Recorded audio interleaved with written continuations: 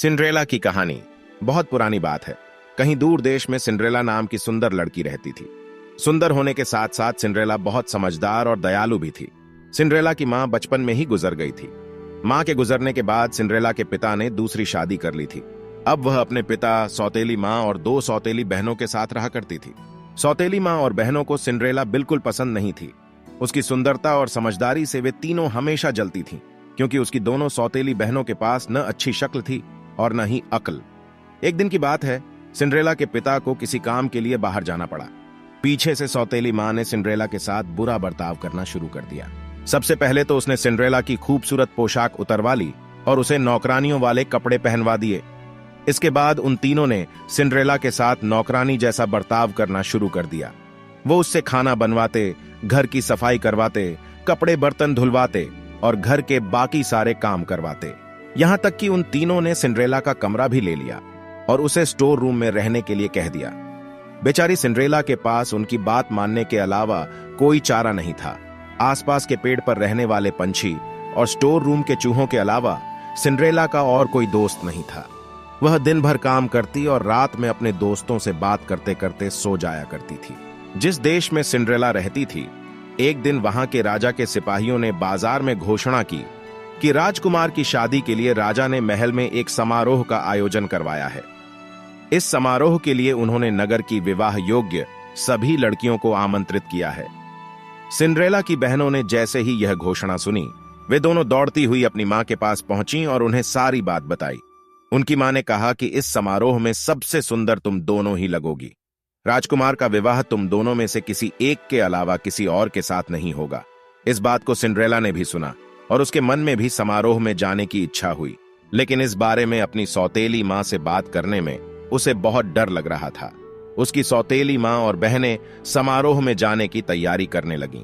उन्होंने नए कपड़े सिलवा लिए और नए जूते भी खरीद लिए। वो दोनों हर रोज इस बात का अभ्यास करती थीं कि जब वो राजकुमार से मिलेंगी तो क्या बात करेंगी और कैसे बात करेंगी। आखिरकार समारोह का दिन आ ही गया।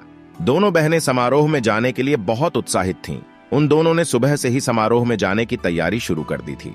सिंड्रेला ने भी अपनी दोनों बहनों की मदद की। अपनी बहनों को पूरी तरह तैयार करने के बाद सिंड्रेला ने बहुत हिम्मत जुटाई और अपनी सौतेली मां से पूछा कि मां, अब मैं भी विवाह योग्य हो गई हूं, क्या मैं भी समारोह में जा सकती हूं?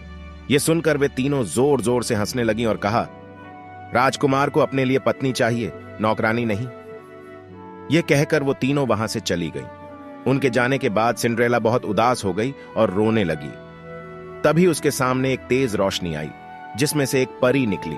परी ने सिंड्रेला को अपने पास बुलाया और कहा, मेरी प्यारी सिंड्रेला, मैं जानती हूं कि तुम क्यों दुखी हो, लेकिन अब तुम्हारे मुस्कुराने का समय आ गया है। तुम भी उस समारोह का हिस्सा बन पाओगी। इसके लिए मुझे सिर्फ एक कद्दू और 5 चूहों की जरूरत है। सिंड्रेला कुछ समझ नहीं पाई, लेकिन फिर भी उसने बिल्कुल वैसा ही किया जैसा परी ने कहा। वह दौड़ती हुई किचन में गई और एक बड़ा सा कद्दू उठा लाई। उसके बाद वह स्टोर रूम में गई और अपने मित्र चूहों को ले आई। सब कुछ मिल जाने के बाद परी ने अपनी जादुई छड़ी को घुमाया और कद्दू को एक बग्घी में बदल दिया। फिर वह चूहों की तरफ मुड़ी। उसने 4 चूहों को खूबसूरत सफेद घोड़ों और एक चूहे को बग्घी चलाने वाला बना दिया। यह सब देखकर सिंड्रेला को अपनी आंखों पर विश्वास नहीं हुआ। इससे पहले कि वह कुछ पूछ पाती, परी ने अपनी छड़ी घुमाई और सिंड्रेला को एक खूबसूरत राजकुमारी की तरह सजा दिया। उसके शरीर पर एक बहुत सुंदर गाउन था और पैरों में चमचमाते जूते। वह समारोह में जाने के लिए पूरी तरह तैयार थी और इस खुशी से वह फूली नहीं समा रही थी।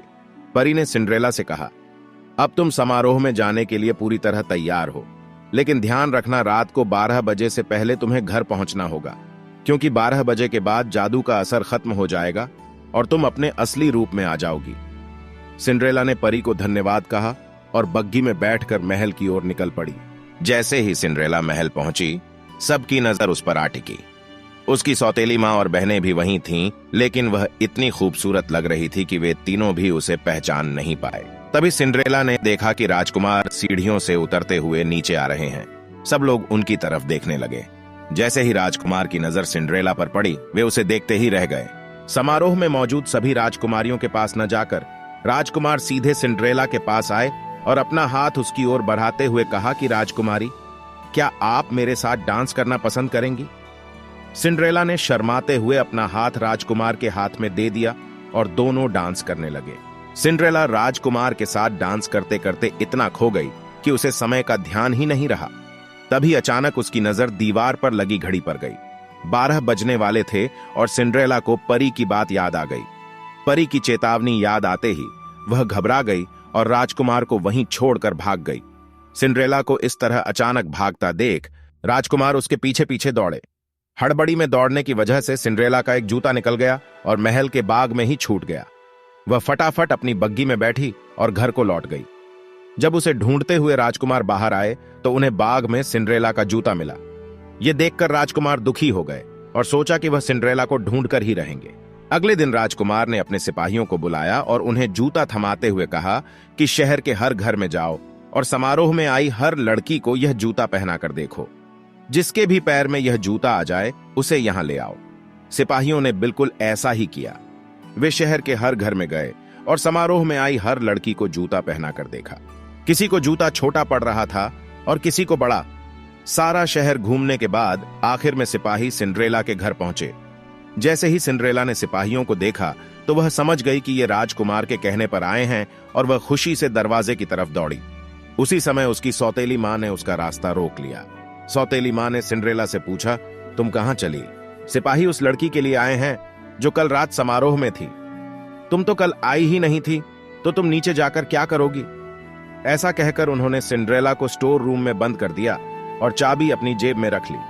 जब सिपाही जूता लेकर घर में आए तो उसकी दोनों बहनों ने उस जूते को पहनने की कोशिश की, लेकिन वो दोनों नाकाम रहीं। वहीं निराश होकर सिंड्रेला रोने लगी। उसे रोता देख उसके चूहे मित्र को एक उपाय सूझा। दरवाजे के नीचे से निकलकर वह दौड़ते हुए नीचे गया और चुपके से सौतेली मां की जेब से चाबी निकाल लाया और सिंड्रेला को दे दी। चाबी मिलते ही सिंड्रेला ने दरवाजा खोला और दौड़ती हुई नीचे गई। सिपाही महल की ओर लौट ही रहे थे कि तभी उन्हें सिंड्रेला की आवाज आई, मुझे भी जूता पहनकर देखना है। यह सुनकर सौतेली मां और बहनें हंसने लगीं, लेकिन सिपाही ने सिंड्रेला को भी जूता पहनने का मौका दिया। जैसे ही उसने पैर जूते में डाला वह आसानी से उसके पैर में आ गया। यह देखकर सभी चौंक गए और सिपाही ने सिंड्रेला से पूछा, क्या यह जूता आपका है? इस पर सिंड्रेला ने हां में अपना सिर हिलाया। सिपाही सिंड्रेला को बग्गी में बिठाकर महल ले गए, जहां उसे देखकर राजकुमार बहुत खुश हुए। उन्होंने सिंड्रेला के सामने शादी का प्रस्ताव रखा, जिसे उसने प्रसन्नता से स्वीकार कर लिया। राजकुमार और सिंड्रेला की शादी हो गई और वो हमेशा खुशी खुशी महल में रहने लगे। कहानी से सीख, हमें बुरे वक्त में भी उम्मीद नहीं छोड़नी चाहिए। अच्छी सोच रखने वालों के लिए कोई ना कोई रास्ता निकल ही आता है।